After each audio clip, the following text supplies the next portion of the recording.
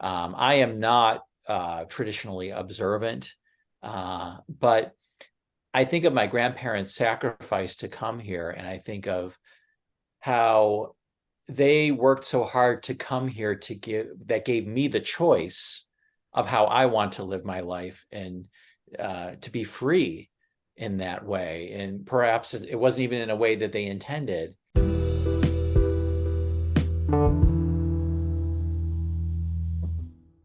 Want to listen to this Ivory Tower Boiler Room or True Crime in Academia episode ad free?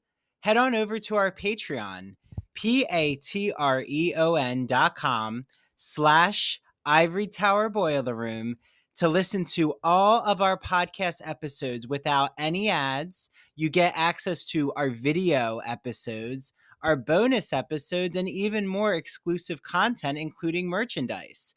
It only starts at $5 a month. So head on over to our Patreon. Again, it's patreon.com/ Ivory Tower Boiler Room. And while you're at it, you know what would be such a help is if you could rate and review the Ivory Tower Boiler Room on Apple Podcasts or Spotify. And make sure that you follow us and share out our podcast to all of your friends. It truly does help. And I want to thank you all. It means so much that you're listening to the Ivory Tower Boiler Room. I hope that you enjoy this episode. Just a brief message before what I know you all are going to absolutely love as an episode today. I have such a great guest. There are 2 book clubs going on during this spooky season. Happy spooky season, everyone. I am hosting the Ivory Tower Boiler Room Book Club. We are reading Parachute Women by Elizabeth Winder. It is all about the women behind the Rolling Stones and even the invention of rock and roll's success. And then Mary DePippi, the host of True Crime in Academia, is reading Haunted: Asylums, Prisons, and Sanatoriums by Jamie Davis. So to join both book clubs, you just have to go to patreon.com/ Ivory Tower Boiler Room. It's patreon.com/ Ivory Tower Boiler Room. Each book club has its own membership level, so each is $4. If you want to join both book clubs, then join the ITBR professor level instead of like joining each book club separately, because for $10 a month, not only do you get both book clubs, you also get all of our bonus audio and video episodes, and also our entire video and audio episode catalog, including this episode ad-free. So can't wait to see you all. The deadline to join both book clubs is October 20th. That's because Mary and myself, we have to just make sure that we coordinate the private Zoom session that we'll have with all our book club members. So I can't wait to see who's in the book club and get your hands on Parachute Women and Haunted for our book clubs. And then also, I'm now offering consulting. So everyone out there, if you know someone who has college admission essay questions, they're not sure where to start with the undergraduate college process, they have financial questions about college.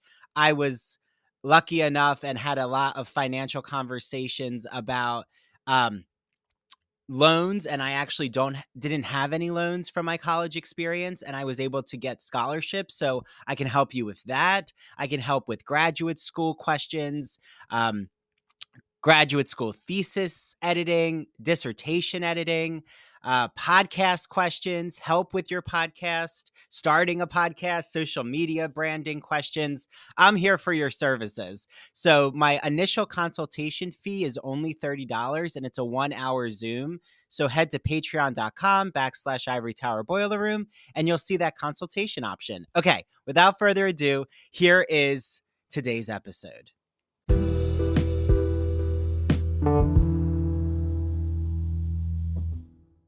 Hi, this is Dr. Andrew Rimby, and I first wanted to tell you all that this episode was filmed before the current Israeli-Palestinian conflict. I want to first open up with Amanda Gorman's poem, which puts into poetry what I really can't verbalize right now.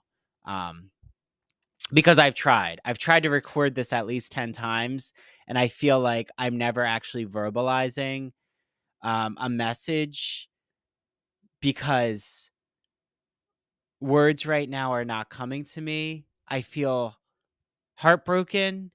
I feel so saddened by friends of mine who are not standing up for the importance of recognizing that Jewish people are scared right now, and that is not fake, it is real. And also at the same time recognizing that innocent civilians, Palestinians, and the Jewish people, the Israelis, who are not only Jewish, just to tell you all that, Israelis are not only Jewish, okay? Um, they are Muslim, they are Christian. Yes, the majority are Jewish, but there's more than just Jewish people who live in Israel. That innocent civilians should not be losing their lives and be used as tools and pawns for tyrannical forces. And I will say that adamantly. I always believe that. I'm never on the side of war. I think that we need peacemakers and we need those entering the Middle East right now who are peacemakers. Um, so here is Amanda Gorman's poem. We lay down our arms so that we can reach our arms out to one another. We seek harm to none and harmony for all. Victorious not because we will never again know defeat, but because we will never again sow division. Perhaps we would crave peace if we'd ever known it. We will lift our gazes not to what stands between us, but what stands before us. We close the divide because we know to put our future first, we must first put our differences aside.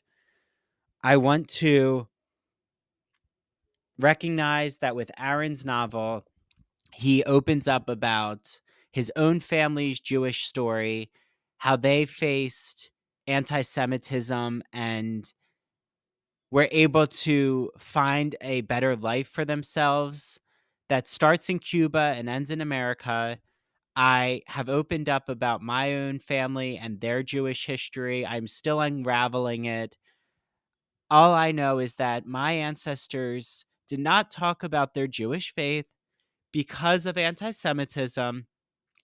And I have committed myself to telling my family's story and to opening up about it because I want to live in a world where we're free from prejudice. You can practice your religion in peace. And the Israeli citizens should not be used as hostages right now. That is inhumane and unjust. Hamas is a terrorist organization that does not believe in the rights of Jewish people and in their existence. And I am not ever going to back away from condemning Hamas. I adamantly condemn Hamas. Okay. I understand and I have so much sympathy and love, and my heart goes out to the Palestinian citizens who currently have no food or water. Well, they have food and water, but it is restricted, and they are being used and as bartering tools right now. And that is extremely upsetting and inhumane as well. And the bombings that are happening are truly distressing in Gaza. So I feel we can have empathy, peace, love for all individuals who are facing injustices. I will never be on the side of people being treated cruelly or inhumanely, ever. And I also want to just end with in New York City right now, there are immigrants in shelters. And I've seen videos on Staten Island of American citizens screaming such awful, awful statements towards these immigrants. And I just want to say to those Americans out there who think it's okay to be cruel to immigrants right now who are just trying to have a better future for themselves. So many of you out there, and this comes up in my interview with Aaron, so many of you out there, how would you feel if your ancestral families who came here as immigrants were screamed at with the kind of anger that you're hurling at these current immigrants. Think of that. Put yourself in others' shoes. I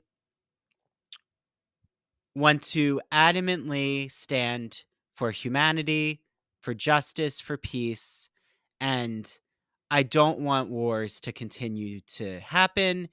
I know that that is utopic of me, but we have to have the idyllic peacekeepers among us. And with that, I hope all of you are able to find light in your day today. I know that I didn't say exactly all the words right that I should have said. I know that I probably upset someone out there. I am all I can do is say I was never going to say probably the exact words you wanted me to say. I'm not going to say specific phrases right now because I just feel rhetoric is so important and I just wanted to come across that my heart goes out to the Israelis and the Palestinians who are unjustly losing their lives. And with that, here is my interview with Aaron Hamburger. Hi, everyone. Welcome back to the Ivory Tower Boiler Room. This is Dr. Andrew Rimby, and I'm really excited to introduce my guest here, who it's his second time in the Ivory Tower Boiler Room. I love a repeat guest. So make sure you listen to his other episode. And to reveal who it is, I'm joined with just a wonderful creative soul, Aaron Hamburger. You might have known him from his story collection called The View from Stalin's Head. It was awarded the Rome Prize by the American Academy of Arts and Letters and nominated for a Violet Quill Award. He's also written 3 novels. One we're going to talk about in depth, but Faith for Beginners, which was nominated for a Lambda Literary Award. Nirvana is Here, which won the bronze medal in 2019, the Forward Reviews Indies Book Awards. That's the podcast episode you need to listen to. And Hotel Cuba, which recently in 2023 was just awarded the Lambda Literary with the Jim Duggins PhD Outstanding Mid-Career Novelist Prize. Okay. And he's written for the New York Times, the Washington Post, the Village Voice, the Chicago Tribune, and I could continue on and on. But I hope everyone, Aaron, listens to your first episode with us because I went through the depth of your career, but now I think we can just jump right in. What do you think, Yeah, Aaron? let's do it. Yeah, Okay, well, totally. it's so nice for you to be back here. I'm thrilled to be back. Thanks for having me. So I was just saying to Aaron before we went live that I really just love how much you've been on the road with Hotel Cuba. And it seems like it's a different media approach than Nirvana is here, or, how do you balance maybe how Nirvana is here was received compared to Hotel Cuba as a starting question? Yeah, it's interesting that this book has really been reaching, I think, the people who are fans of Nirvana is here, but also people who weren't aware of that book and are interested in the Jewish family immigration story that is part of Hotel Cuba. It was funny. I was talking with a friend of mine, and I was like, I think Hotel Cuba is like, it's got this Jewish family story, but it's also a queer book. And my friend was like, oh yeah, it's a very queer book. And I'm like, yes, it is a very queer book, but it has both. And what I like is that there was a time in which if you addressed Jewish content and queer content, that you are perceived as only appealing to people who are both queer and Jewish. But now I think we live in a time where if you address queer content and Jewish content, you can appeal to both readers who are interested in queer subjects and readers who are interested in Jewish subjects. So it's additive rather than sort of, I don't know what the word is, but like reductive, which I think it was that way 20 years ago. So that's been really exciting. So, there's been press that's been in like the gay press about this book, and then there's also been press in the Jewish press, and I've done events, like at the Museum of Jewish Heritage in New York City related to this book, and then also, just got to, geek out with like, gay book clubs and Jewish book clubs and really everybody. So, and it's interesting, as the book has come out, so many people have said to me, "Oh, I have a family story too," and like I wish I'd written it down. Everybody can relate to it, I think, because everybody has that kind of family story, and very many of us who live in America have that coming to America story. And I think one of the things that the book brings to light is how particular those stories are, and also how modern in a certain way that they are. So when I was investigating this story, I mean, I think I was inspired by finding a photograph of my grandmother in full male drag in 1922. And I started to investigate, well, why was she wearing that? And what were the circumstances around that? And I was amazed by how often queerness kept coming up when I wasn't looking for it. It just was part of the times. And so, I think that's particularly interesting these days when there's all this debate about wokeness and, we're changing our, view of the past to fit contemporary values. It's like, no, no, no, no, no, no. These things were always here. It's just that our eyes were not always open to them. So I was delighted that I could tell this story that was, both in that mold of the traditional sort of like Jewish immigration story, but also with this more contemporary spin where we can, look at it with eyes open and see the variety of people that were there and the variety of feelings and experiences that they had. Well, and to bring up an analogous literary comparison, Angels in America with Tony Kushner. I'm not sure how many have brought this up when you're doing all of your um, lectures and discussions, but I just remember vividly in Angels in America, Tony Kushner has that moment when it's the whole generational Jewish story that's being told. Actually, that's the beginning, is the rabbi opens up the play. And I think, like you're saying, though, there's such a long history of queer Jewish characters. I mean, Call Me by Your Name, even Andre Osman, all the characters are Jewish. Mm-hmm. Um, and the queerness is really spelled out. But maybe Ari Silverman in Nirvana is here. That whole Me Too complexity with his ex-husband.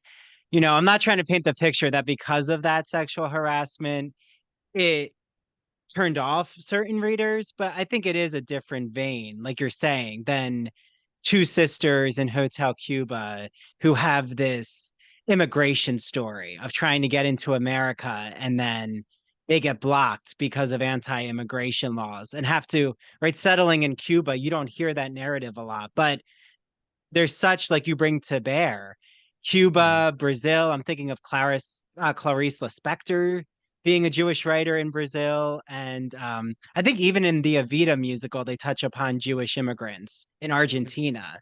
So, right, that Mm-hmm. whole South America journey. So it's such an interesting narrative, and for those who are hearing you, they're just really it's resonating those immigration Yeah. narratives. And and queerness and the shtetl is like uh, not at all like antithetical. So how many of your listeners have heard of Yentl, you know, which is based on an Isaac Bashevis Singer story, became a Barbara Streisand movie, but about a girl who cross dresses as a boy so Mhm. that she can study in religious school. And Isaac Bashevis Singer also wrote a story about a gay couple that runs away from two men. They leave their wives and they go to the big city and move there together so that they can live together as a married couple. And one of them actually dresses and lives as a woman and is the wife in the couple, and the other one is the male identified half of that couple. And this is a story that was written in the 70s by a Yiddish American writer. I mean, this stuff was definitely around and in the zeitgeist. It's interesting. You're talking about Argentina and Jewish immigration there. Um, you know, One of the untold stories about Jewish immigration across the Atlantic, we always think of the Ellis Island story. And indeed, Mhm. my grandfather experienced that. He came from Eastern Europe, got in through Ellis Island. He was actually one of the last people who got into Ellis Island before the immigration laws changed in 1921. But then, the United States, they were afraid of infiltration by Jewish communists when in fact the Jews who were coming from the Soviet Union were fleeing communism. I mean, it's just so ironic. So they created these laws to keep them out. And the steamboat companies were losing so much money because they were making all this money from immigrants paying their passage to the United States. Mm. So they said to the immigrants, hey, why don't you go to Cuba? Why don't you go to Mexico? Why don't you go to Argentina?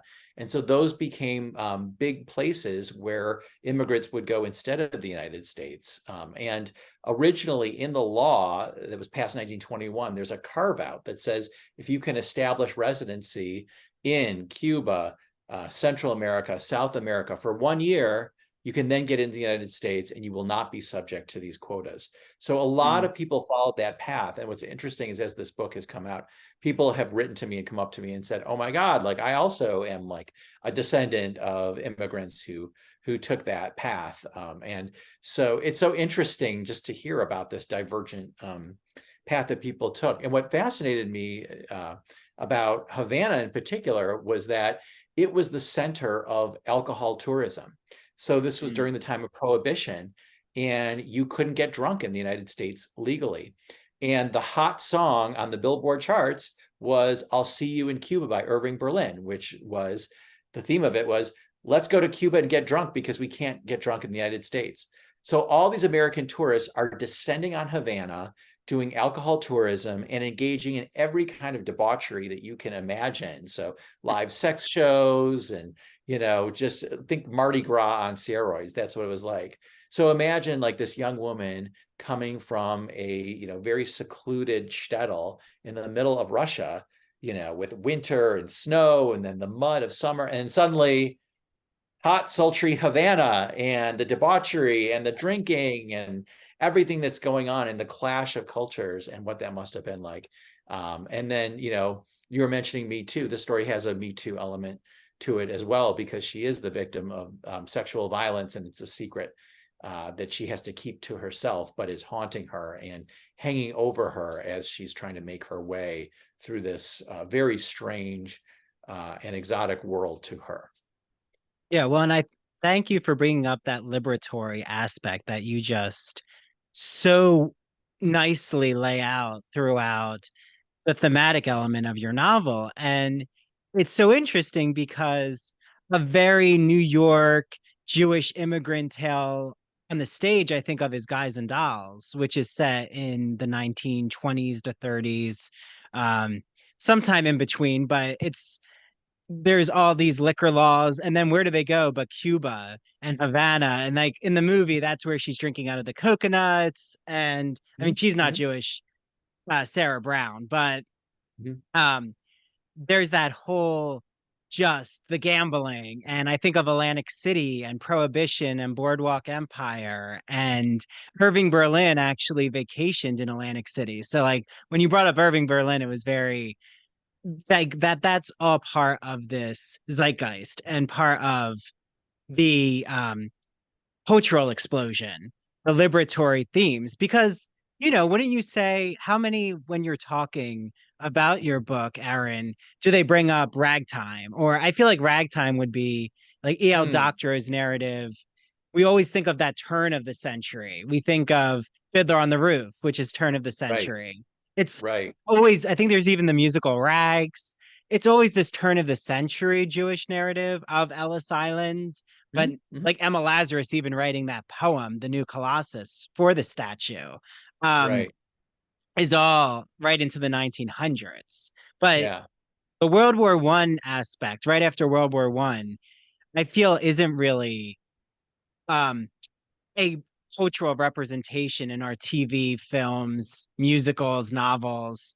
Um, so like, why was that so important? Because of your biography to look Yeah. into?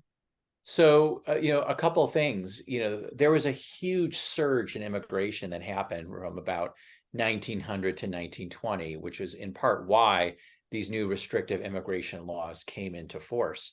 But what's interesting to me is, first of all, how these laws shaped the debate about immigration going forward, even to today. I mean, even though the laws were changed in the 1960s from what they were in the 20s, they did govern the United States during World War II, when like all these refugees from Europe were trying to get away from the Nazis and come here and were turned away. And like it was on the basis of these laws that they were not admitted. And people, and also they created a kind of isolationist and anti-immigrant, or they solidified this anti-immigrant ethos into law, that we can still feel the effects of that in, as late as like 2017 with the Muslim ban.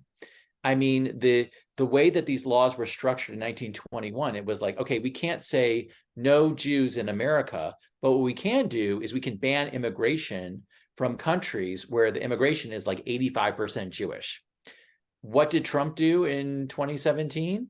Same thing. We can't say no Muslims, but we can ban immigration or severely curtail it from these countries where it's pretty much like a Muslim population that's coming here. And that really was sort of the drive for me in writing this book. So I was with a group of there was a group of writers that met in DC in 2017 for the AWP convention. And it was right after the election, and people were fired up and they wanted to do stuff. And so a group formed to knock on the doors of every senator on Capitol Hill to advocate for progressive causes. And nobody took Michigan. I no longer live in Michigan, but I grew up there and I'm from there. So I said, okay, I'll take the Michigan one. So it was right around the time when I found this picture of my grandmother in full drag in 1922. She was an immigrant. She came by the path, via Cuba, as I mentioned. So I brought this picture with me to Capitol Hill, and here I was in the office of Senator Debbie Stabenow with all the professional lobbyists in their suits and their vinyl, their folders, and they're all professional, and there's like me, the dopey writer, and I'm in line with them, and then it's my turn, and I went in, to the office with the senator, and I said, hello, let me tell you the story of my grandmother. She immigrated to Michigan years ago, and here's her story. And I want you to support the rights of immigrants today in her name. And the senator said, oh, I agree with you 100%. And I thought, boy, that's the easiest lobbying job I ever heard of. So I said, well, what can I do to support you? And she said, you're a writer. Tell your grandmother's story.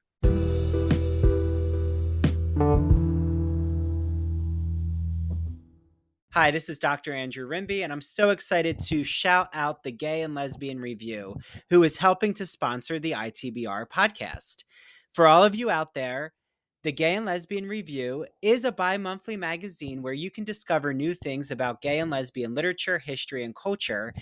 And the GL Review publishes essays in a wide range of disciplines, as well as a slew of reviews of books, plays, and movies, and a number of special features, such as artist profiles and their popular art memo column.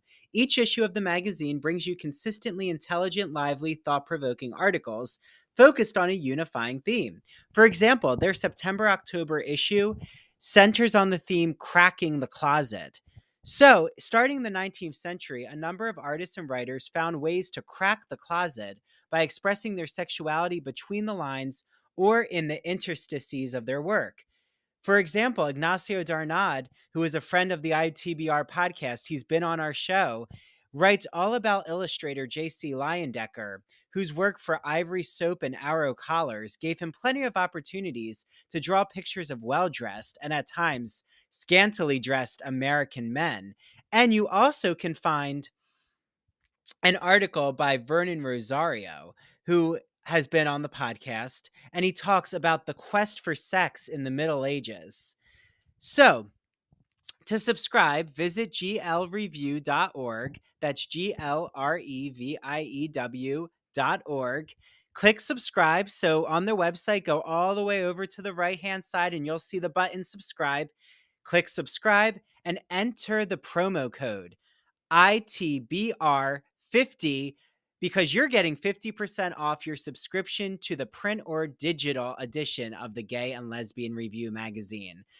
I can't wait for you all to have your copy of the Gay and Lesbian Review magazine, and make sure that you take a picture when your magazine arrives or when you're reading it online and tag the GL Review on Instagram and ITBR, and we'll share it out in our stories. Enjoy your reading, everyone.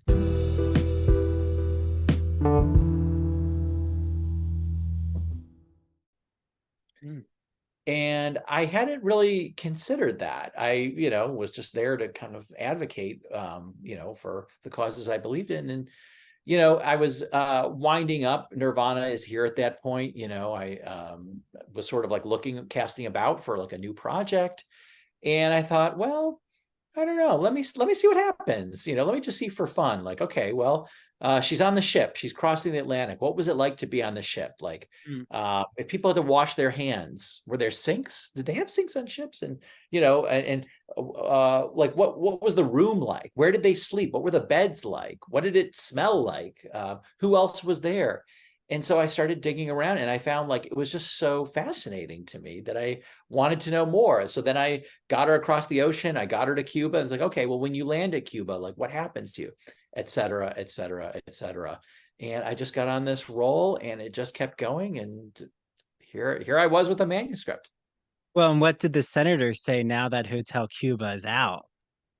I went back to her office, and she wasn't there at the time, but I dropped off a signed copy, and she mailed me a handwritten note to say thank you, Oh. and to tell me to keep writing.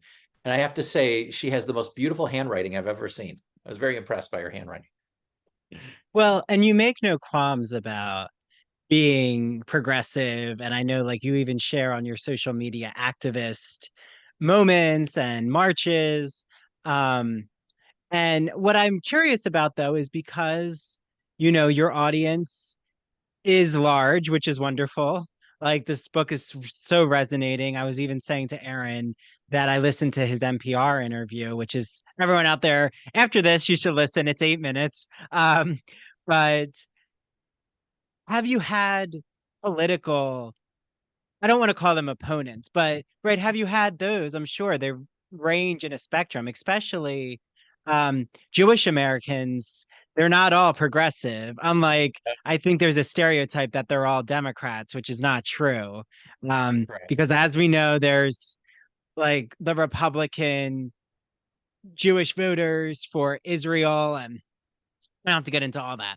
But I'm not on here for you to debate Israel um, at all. But, have you had those of different political beliefs, but your story has just, it's universally registering for them? Yeah, I definitely think so. And I mean, I have people who answer to your description in my own family. But um, I wrote an article for Tablet Magazine, a nonfiction article about that was more overtly political, and I did get like an email from like a Trump voter, which was like completely incoherent. Like it was just like a grab bag of like word salad of various positions. There was nothing to say. So it was just like, God bless you, go on your way. But uh the and listen, I don't say that my book is only for people who voted for one way or the other. It's a Yeah. story, and I hope it engenders compassion for immigrants, on the part of anybody who's anywhere on the political spectrum, to get people to see, when you leave home, it's for a reason, and it's not an easy journey. Whatever you think we should do about immigrants, can we do it with more charity and less vitriol? Um, but yeah, I haven't had really any pushback that I'm aware of. Except once at one event, somebody said, I heard you were advocating for immigrants. Not everybody thinks that way. Not everybody thinks immigrants are so good. And I was like, oh, okay, well, but nobody has said it to my directly to my face. So maybe they will. I'm waiting for it. Yeah. Well, and the contemporary resonance of your narrative, especially I feel with social class, like, I always don't want to give it all away to everyone out there, but you make no, from the beginning, we know that this is a working class Jewish family, the sisters, like even describing the conditions of the boat journey and the shtetl that they came from. And eventually, like where they end up in Cuba, it's not that they're able to live a very upper middle class lifestyle right away. Or Right. even right at Ellis Island, I thought, because this is my own family's um history and journey, but those from my mom and dad's side who came to Ellis Island was turn of the century. It was like 1900 to 1910. Um, Italian and maybe Sephardic on my dad's side. Still hard to tell, but um, definitely some kind of Middle Eastern Sephardic ancestry. But then my mom was Eastern European, Hungarian, and Czechoslovakian. And they had to have sponsors, right? Like you had to have someone to vouch for you usually Yeah. in America Yeah. already. Like that's how Yeah. it was with my parents' families. Then they had a place to live. And like it wasn't just you arrive at Ellis Island and they let you in right away. Yeah. But Yeah. you really bring to bear issues of social class, and I think that that's something even in our contemporary moment we're not talking openly about. Like we're talking more in binary ways of someone voted for that person or you vote for that person instead of a lot of changes in America right now.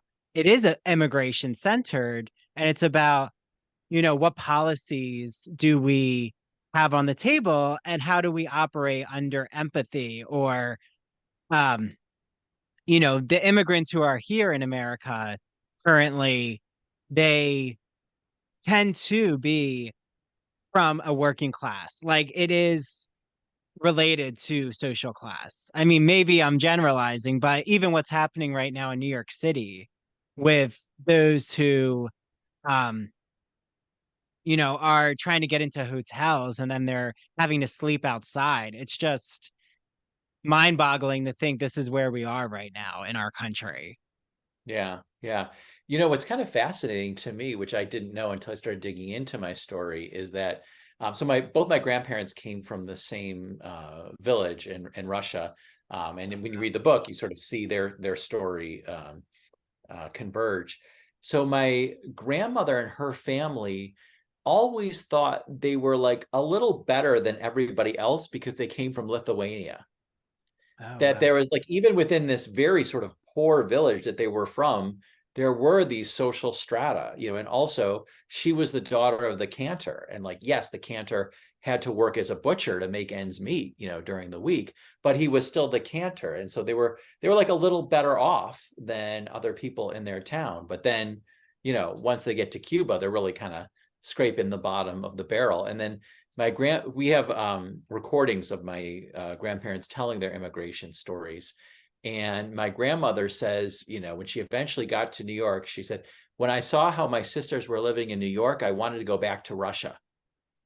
So we all think of, well, maybe not all of us, but many of us probably think like, oh, the coming to America story is about they get to the promised land and then like everything is great. When in fact, like conditions on the Lower East Side were so awful, that, and by the way, conditions that immigrants live in today are often just as awful in different ways. That my grandmother would make this statement, and you have to realize for her to say that, Russia in the early 1920s was going through a time of intense violence and death and shooting and chaos and famine. And if you see the pictures from that period, people look like victims of the concentration camps. The emaciation is unbelievable. And there was cannibalism going on. I mean, they were starving, so that was quite a statement. It was not necessarily like the happy landing. My grandfather had a slightly different story. You were talking about sponsors. He was able to get to his family who lived in Detroit, and they had they had a place for him, and they were able to ease his transition. They were a little bit better off. But on my grandmother's side, it was not that way. Well, I think that what we're seeing right now, the um vitriol that some Americans have towards immigrants is this Yes. fear-mongering rhetoric that you bring up in Hotel Cuba. Like, I Well, always think literature. No, yeah, go can I ahead. just talk about that? So I went to the National Archives because I was looking for like the people who worked in immigration at the time, and they had people on the ground in Cuba, and they were looking for people who were trying to get into the United States illegally from Cuba. And in fact, my grandmother paid an American couple to pretend she was their daughter. And they went to Key West, and then she got arrested immediately when she got to Key West. So I was looking at the records from this time, and I found like all these letters from everyday American citizens writing to report on undocumented immigrants. And they were saying, I'm doing this to protect the purity of the American blood pool. We don't want it to get like dirtied by these like terrible, like undocumented immigrants. And they're saying they're taking our jobs. They can't assimilate. They have different values. And it was amazing. All of their rhetoric was exactly the same as the rhetoric you hear today that's, anti-immigrant. You just swap out the nationalities, but it's the same like kind of horrible rhetoric. So the fear is the same, and we just switch out the different who's in the in group, who's in the out group. You were mentioning like you come of Italian derivation. There was a time in this country when like Italians were like, oh, French were described as swarthy, dark toned skin. They were not white. French were not white. So the definition of whiteness like was very, very narrow. And now it's like, okay, we'll let the French people be white. We'll let the Italian people be white, but it wasn't always so. So these categories that we come up with that we think are so kind of stable. And so, oh yes, clearly these people belong, these people are Americans and these people are not. Well, go back in the history, you who are saying today, America for the Americans, you would not have been an American 50 years ago or 100 years ago. So just be careful, with your rhetoric there.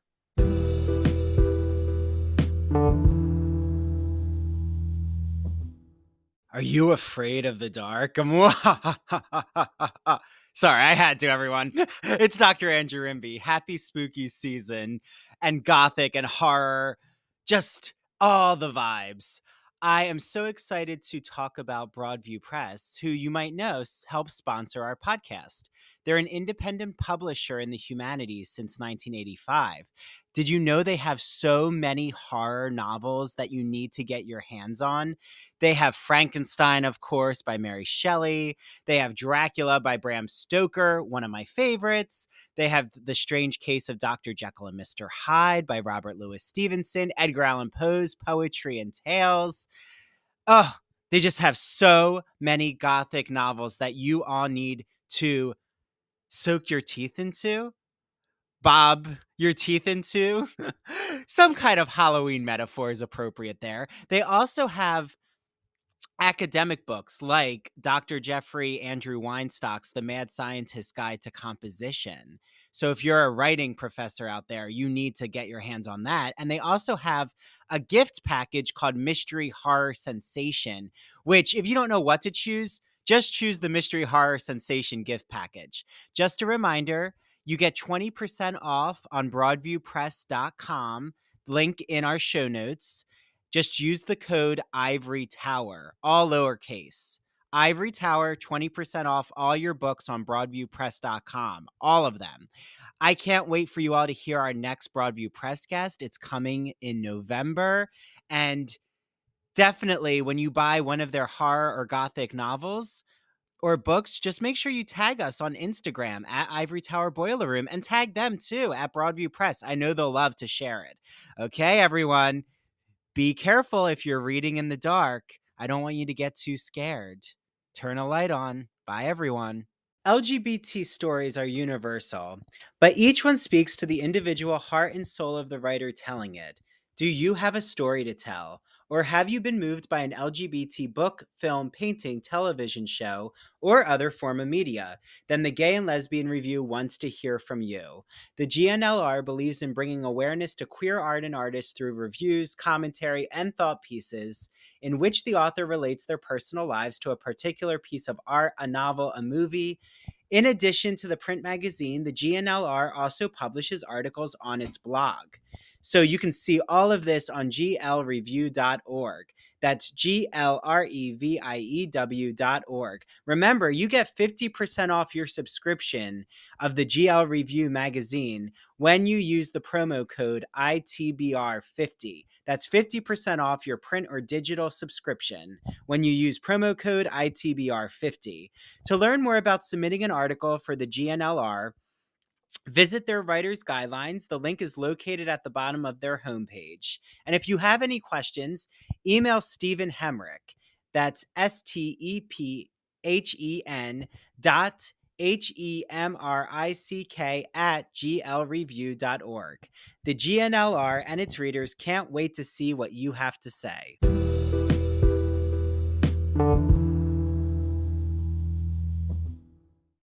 Yeah, well, and even in my now finished dissertation, which is nice to be on the other side, but I bring up there's queer scholars, especially Siobhan Somerville and Julian Carter. They talk about what you're saying, Aaron, which is how race studies or the category of race and whiteness and blackness and all of these categories we now just take for granted in America, categorization on census reports come out in the late Victorian period when sexuality comes out too. Like that Mhm. whiteness isn't about skin color when it's a category. It's about, like you're saying, who's the in group, like who Right, is, I mean, right. At first it was Protestant, it was the right. Catholics were Anglo-Saxon. on the outs. Yeah, Yeah, yeah, Catholics were on the outs. yeah. Even someone who was Protestant who wanted to marry a Catholic was seen as a sin, or the Irish were really put under scrutiny. Like you're saying, the target always moves. It's like that, game at a carnival where you're trying to hit the target and it just keeps moving on the lever and That's a it's good always analogy. out of reach. Right. Yeah, Well, I just came yeah. back from Atlantic City, so that's why Oh, it's on my yeah. head, in my head right now. But I played a lot of arcade games. So I think though, what's just really interesting though, especially maybe I'm getting this um pace wrong with your timeline, but wasn't there something where Edith Wharton, I'm pretty sure Edith Wharton and Henry James were representing the Dreyfus affair?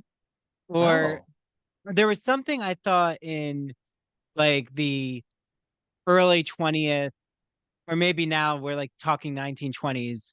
Anyone out there, they could look it up, but I'm pretty sure there was yeah. something called the Dreyfus affair, which was Yeah, I think that about was Jewish earlier. immigration earlier, right?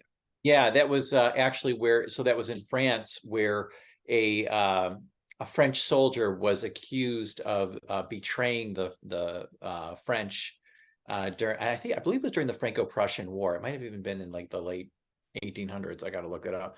But he was falsely accused just because he was Jewish of selling out the French nation. And then the writer Emile Zola like came to his defense, and he was found guilty, and I think he was sentenced to like Devil's Island or something. And then Emile Zola like raised a hue and cry, and then that was eventually reversed, and he was set free. But it brought to light sort of the shameful anti-Semitism of French society of that period. Yeah, well, and like even with Emma Lazarus, I mean, I remember, advocated Zionism and like kind of believed in Israel before it was the homeland, or thinking around a homeland. That you even draw in Hotel Cuba, you've already brought this up, but to have you expand on it, that Mhm. it's not like all Jewish people, you know, necessarily believed the same when it came to immigrants. Like, I mean, the German Jews, I mean, Emma Lazarus was Sephardic, but like her ancestry differed from German Jewish ancestry. Like Otto Hermann Kahn, who he's um was actually used as the Monopoly Man. Like that's where the Monopoly Man is based off of his, German banking.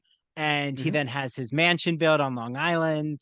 That there's so much um going on around the Jewish culture. And, not just because you're Jewish does everyone agree with each other. And a lot of it is that intersectionality you've talked about, like gender, social class, the society they're trying to be part of, right? I think of the House of Mirth with that. And, can you be part of the in group? And, how did you deal with those aspects in Hotel Cuba?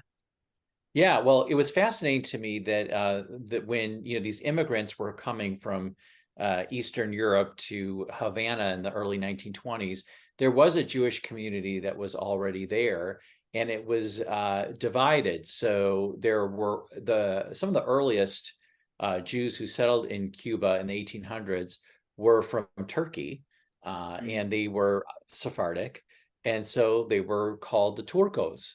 And so anyone who was Sephardic was a Turco. And mm, then there were also some Jews who came over from the United States to work in the sugar industry, in business. It was a huge, obviously, it was a huge business in Cuba, and particularly World War I. The prices of sugar just spiked, because of the demand for the army, and it was like a real boom time in Cuba. So a lot of these Americans were coming over to get rich. Also, there were Americans who came to Cuba to dodge the draft, apparently. mm. So it was a place, it's a little like that movie Casablanca, it was one of those places where all kinds of things were going on. People were doing all kinds of different business. So anyway, the people who came from, who were of Eastern European extraction were referred to as Polish or Polacos. So you have these two groups, the Polacos and the Turcos, and they did not mix. And the Turcos, they believed more in things that we might call like superstition, like the movements of the stars and stuff. And they look different, they talk different, they worship different from the Polacos. So there was a lot of sort of like, ooh, what's going on with that group over there? They're a little bit strange.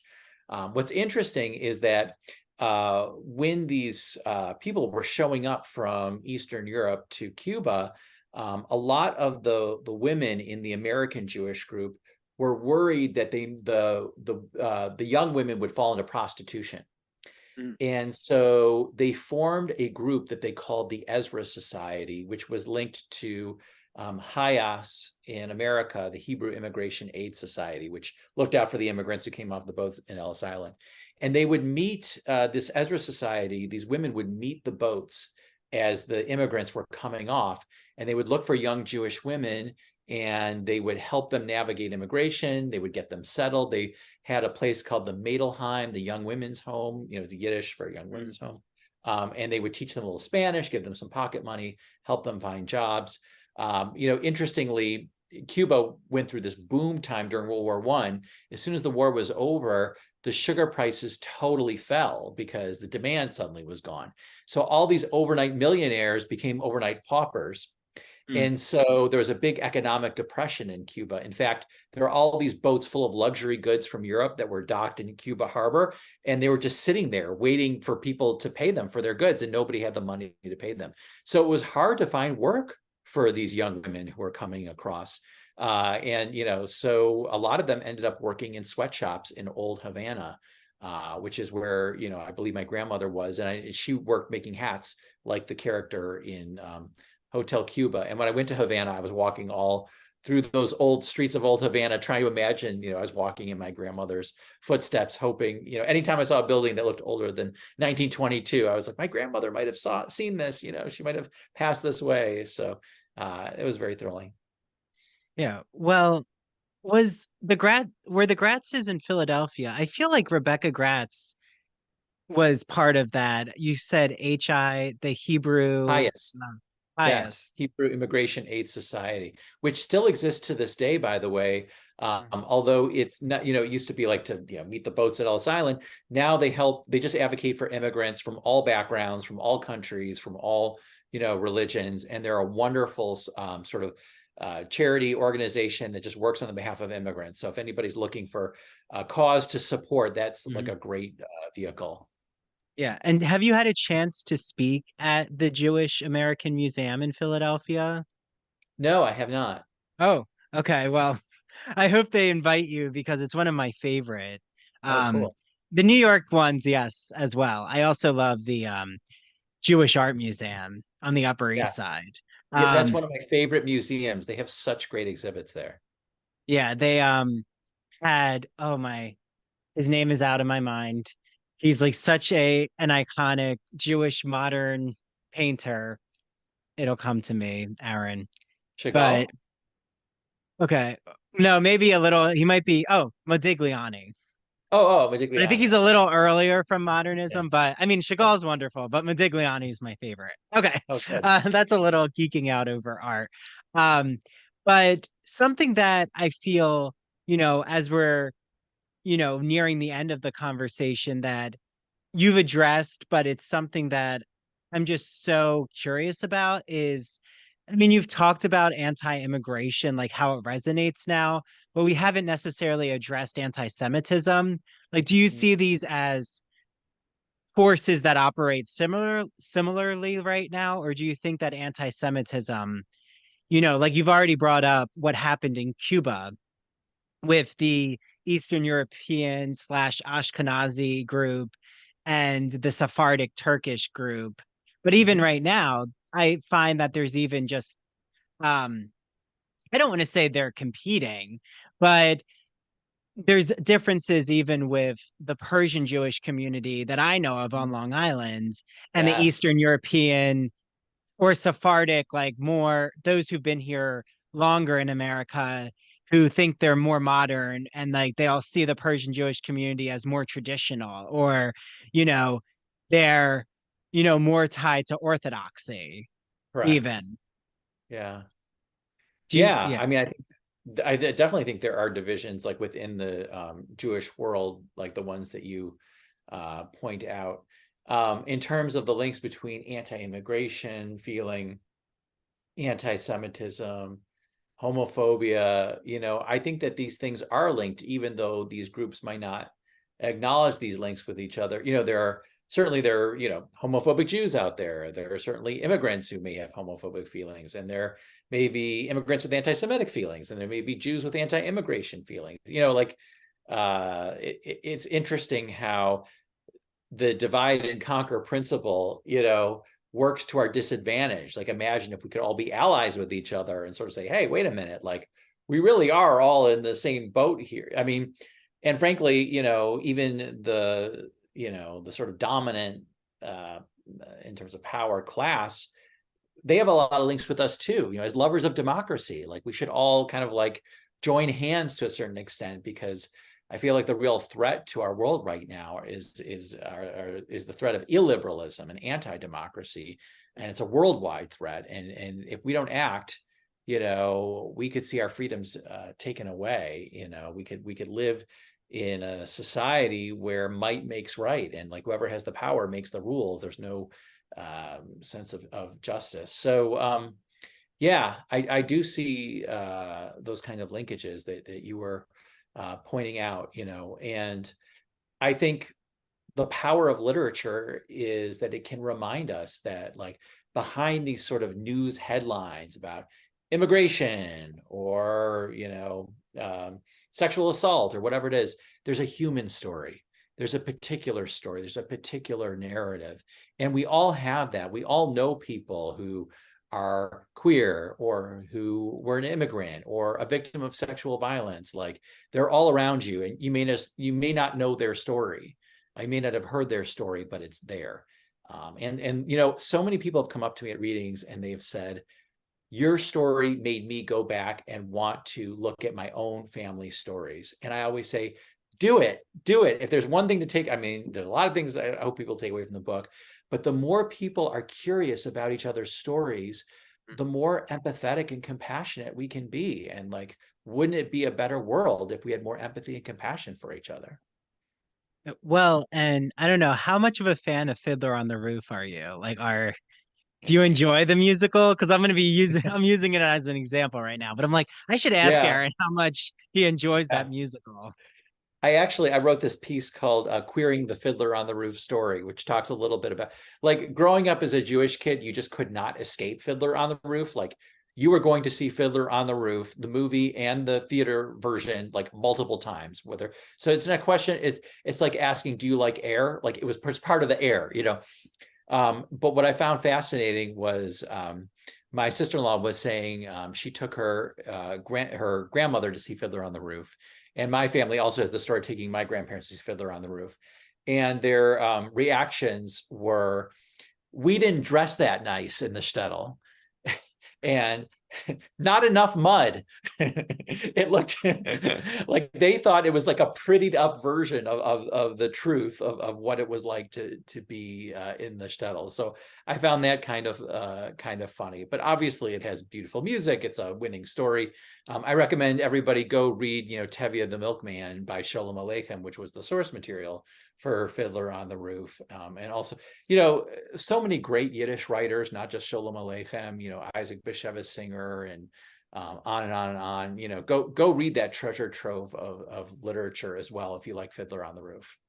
Yeah, well, and something that I just remember Bach and Harnick, the creators of Fiddler on the Roof, talking about was everyone around them in the production team. They were so worried that this was too much of a singular narrative about the Russian shtetl, and would it connect to the audience who weren't Jewish?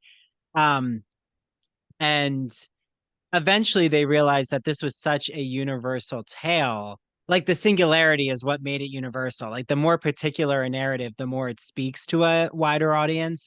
And I Yeah, found that so interesting because, yes, Tevye is so central, but I always see Fiddler as more of a feminist telling of the daughters, each right. coming to their Jewish culture in a new generational way, which makes sense. This is the 60s.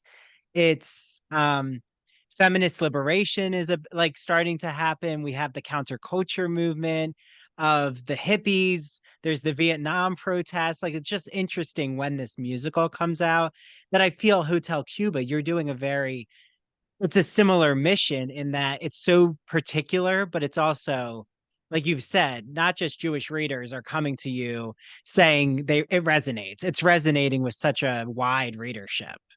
Yeah, yeah. Related to that, there's this apocryphal story that Fiddler on the Roof went to Japan and it was a big hit. Wow. And they asked people, why do you like this story? And somebody said, it's so Japanese. Mm.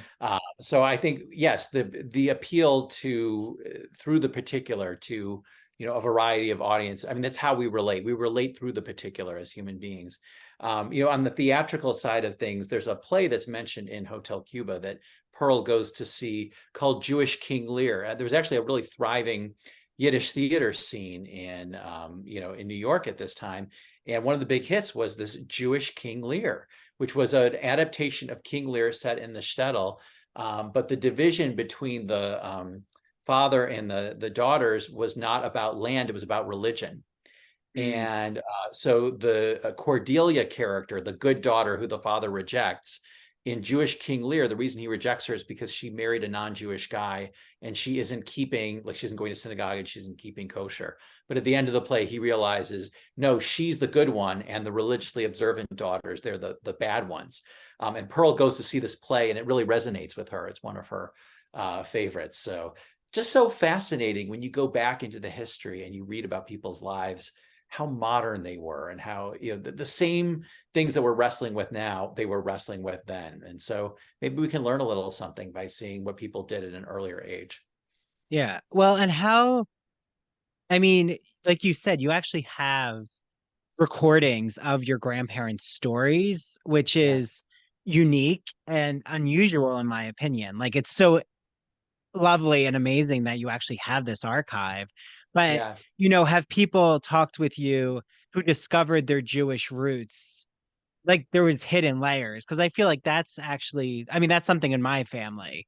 Like it's Mm, more that I found it just through generational stories and like the family's converted to Catholicism, but then when I did my DNA, it came up as Ashkenazi, but then, yeah. the Sephardic doesn't come up on the DNA, but there's also a relative who went to Italy and they said, oh, yes, that last name Cairo, that would have represented someone who was Jewish here in Calabria, and Uh-huh. that they probably moved from Egypt. So it's like, you know, how many come to you with just like the layered history of Judaism?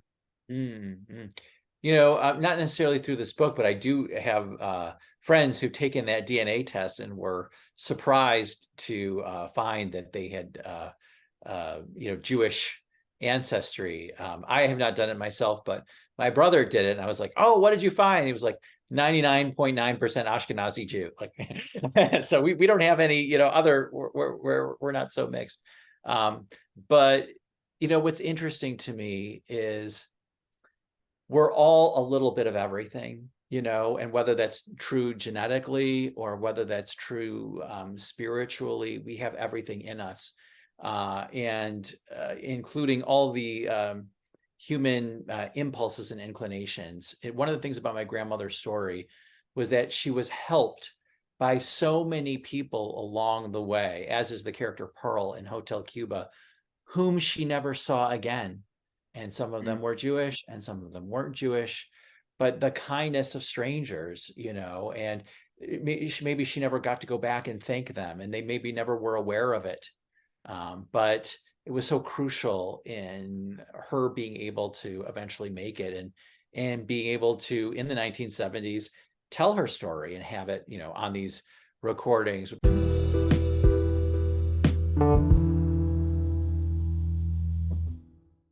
Hi, did I mention that it's spooky season? This is Dr. Andrew Rimby, and guess what?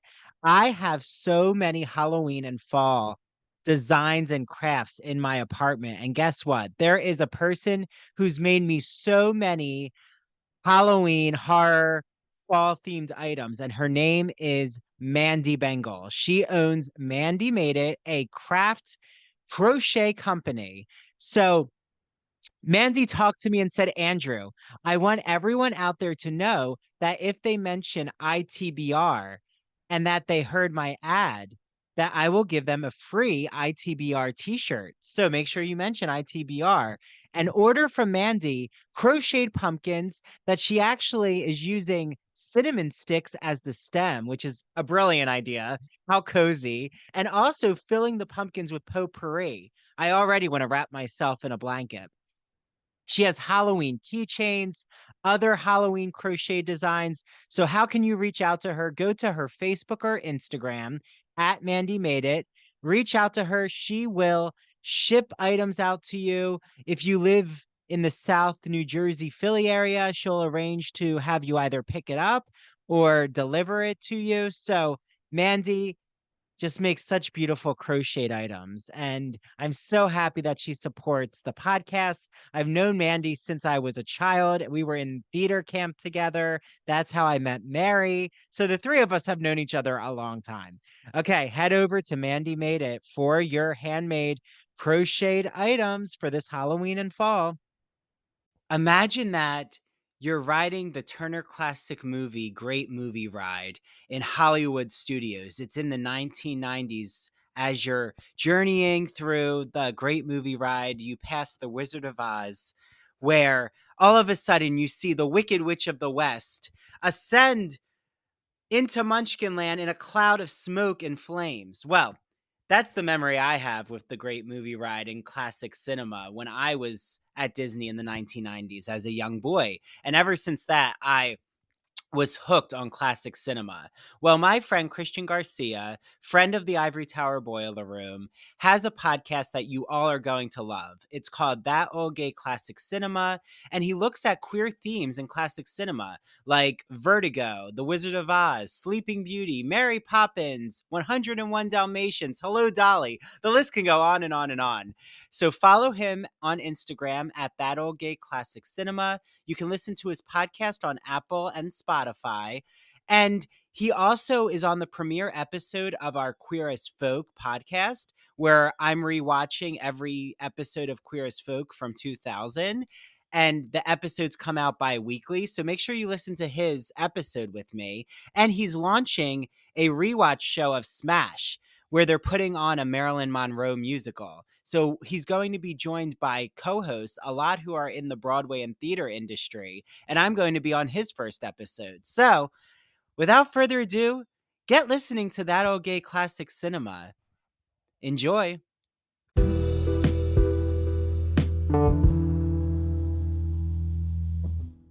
By the way, it's so fascinating. We have 7 hours of recordings of my grandparents' stories, and a little over 6 hours is my grandfather, and about like 30 to 40 minutes is my grandmother. Oh, wow. And what that meant for me as a writer was I don't think I could write my grandfather's story because he was a really good raconteur and he just told everything. Whereas my grandmother was a woman of few but emphatic words. And she gave me like the broad outlines and a couple of like spicy nuggets. And then I, as the fiction writer, had to go in and fill in the rest if I wanted to figure out what was the rest of that story. And the kind of the juiciest tidbit was she talks about that picture of her in full male drag and she describes it, but then she doesn't Mm. explain it. And it's lost to history. So I had to invent my own story of like, how did she end up dressed that way? I don't know. Maybe a little mystery is good. Yeah, no, the mystery, it's like you finding that picture, then crafting. That's right. You need that spark. It's almost you Yeah. need that. In your case, it was a physical manifestation of her ambiguity. And I mean, my nana, my dad's mom, I mean, she passed away right at the beginning of the pandemic, but thankfully I was Mm, able to have final conversations with her about her childhood. And like in the end of someone's life, like I think when they know that they're passing away, I believe that they then want to unload their life to the next generation. Or at least that's how I interpreted it. And my nana, she opened up about her mother, Esther Cairo. That was my great grandmom. And I mean, first of all, that her mhm. name Esther is very Yeah. Away. Yeah. Jewish coded, but my nana said, "Oh yes, I remember when my mom took me to the neighbor's shiva." And I was like, "Oh, I thought you were Catholic." And she said, "Well, my mom was really close to our neighbor, our Jewish neighbor, and like knew the customs." And I'm like, "Okay." So it's like starting to, again, I think a narrative that's not told, but you find it in your book that you address it, Aaron, is those who were Jewish who then converted, or if they could get into America, it wasn't always, um, I don't want to say they lied because I don't like to try to Mhm. pass judgment, but if you were able to eventually assimilate, there was assimilation happening. And, reckoning that right now, thinking, okay, the generation, when we're reading your novel, like at least when I read your novel, it starts to, I'm allowed to see my ancestors in a way of them, still practicing Judaism, but like, how do I now see what Judaism is to me? And it Mm, isn't just a simple one size fits all, right? Like I do right. believe that you create religion in your own light and way that makes sense. But my final question Yes. is, after finishing Hotel Cuba, how did you see, your own Jewish self? How did you reflect on your Judaism after finishing Hotel Cuba? Hmm. It's so interesting because my grandparents were uh, very traditional. They were not Orthodox, but they were conservative Jews. They would never eat anything that was like not kosher. They went to synagogue regularly. They believed very strongly in keeping up the traditions and the old ways. And interestingly, that became a divide between them and other people in their family who wanted to be more modern and more assimilated. I am not traditionally observant, but I think of my grandparents' sacrifice to come here, and I think of how they worked so hard to come here that gave me the choice of how I want to live my life and to be free in that way. And perhaps it wasn't even in a way that they intended. I still identify very strongly as Jewish, culturally, even religiously, although not, you won't see me growing a beard and like not in that sense. But the sort of a lot of the like the lessons of Jewish spirituality are very important to me. The rituals, the holidays, and they're meaningful. It's interesting.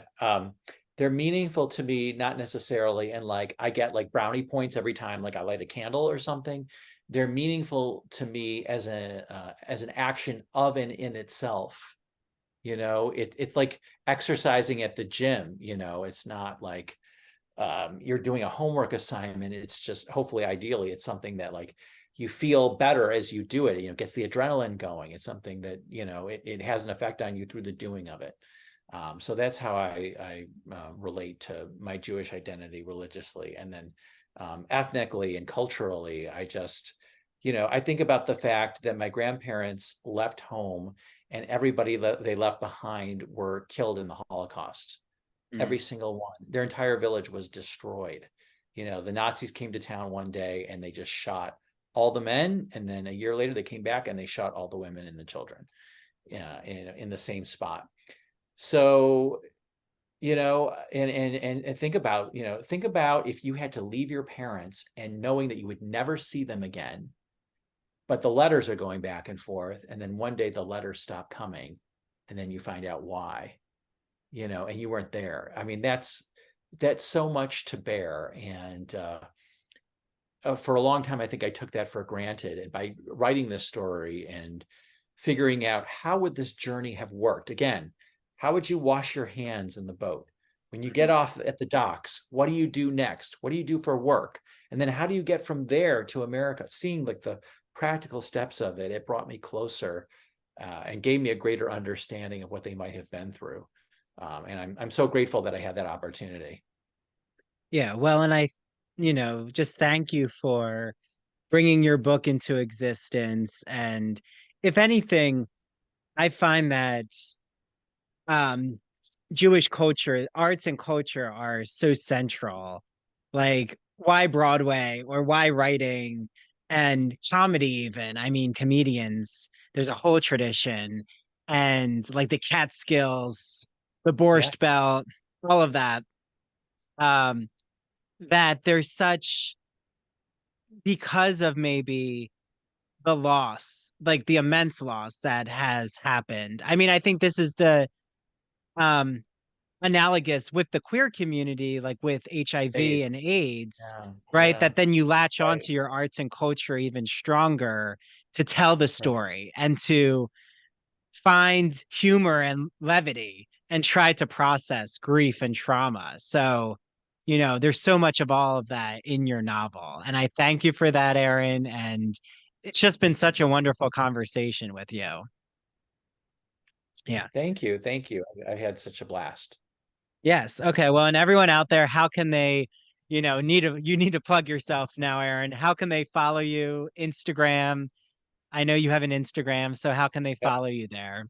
So you can go right to my website, aaronhamburger.com, and you will see links there to my Facebook, to my, what is it? I don't know if it's Twitter or X or whatever the heck it is, and Instagram as well. I'm on all three of those things. I'm on LinkedIn too. You can find me there. Yeah, please follow me, and I'll keep you posted with everything I'm doing. Great. Oh, and also, make sure you get your hands on Hotel Cuba. I have the link to Aaron's website for all of the things. And there's also an excellent audiobook too of Hotel Yes. Cuba.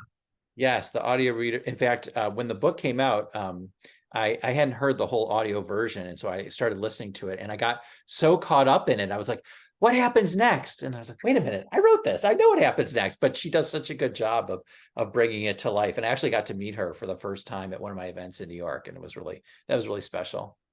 Yeah, no, it's wonderful. So yes, everyone, get your hands on everything Aaron Hamburger related. And I was telling Aaron, I know I'll have him back here in the Ivory Tower Boiler Room eventually. We'll figure it out. But it's wonderful to have you here. And, everyone, make sure that you follow Aaron. You need to see all his cooking too. Aaron is an Yes. amazing baker. I eventually need one of the cupcakes that you make. Okay. So they're amazing. And he It's a like even deal. brings them to book clubs, which is so sweet. Now, that's a Yes. match. That's a true match. Okay. Thank you so much, Aaron. Thanks, Andrew. It's always a pleasure. Yes. Okay. Bye, Aaron. Bye bye.